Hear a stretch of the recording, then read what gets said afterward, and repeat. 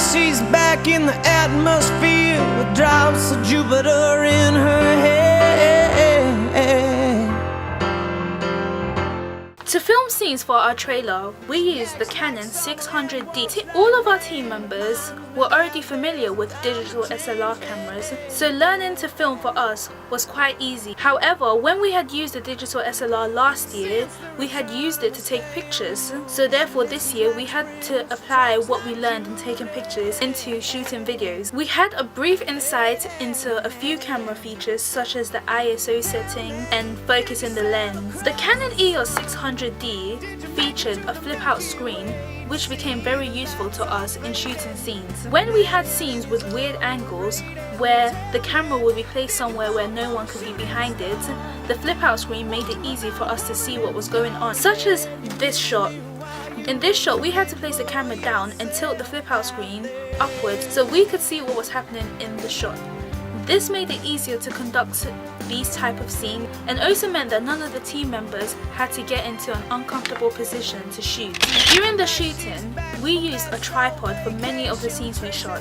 The tripod helped keep the camera stable and also helped when creating a shot that needed smooth camera movement. The tripod was very useful in shooting the majority of our scenes. Two other important equipment we used for filming were the Kino Flow and the K-Lite Z96, which are both lighting devices.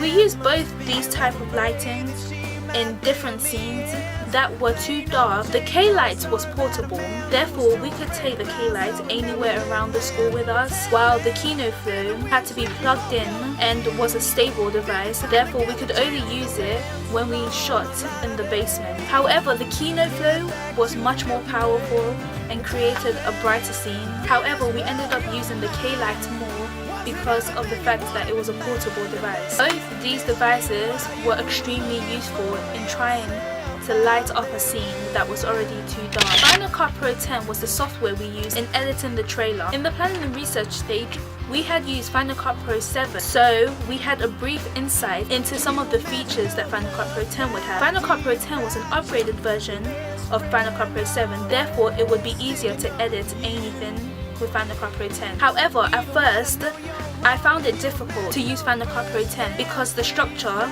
was very different, but in time, when I gained more skills in using Final Cut Pro 10, it became so much more easier. It was much more easier to add text, effects and transitions in Final Cut Pro 10 than it was in Final Cut Pro 7. It was also easier to manage the layers of the videos and sounds through this new layout, and overall it was so much easier to edit the video on Final Cut Pro 10 than it was on Final Cut Pro 7. However, when I started using Final Cut Pro 10, there was a few problems that I struggled with. One of these problems was the opacity settings. I spent a few hours trying to figure out how to change the opacity of the videos and add fade-ins and fade-outs.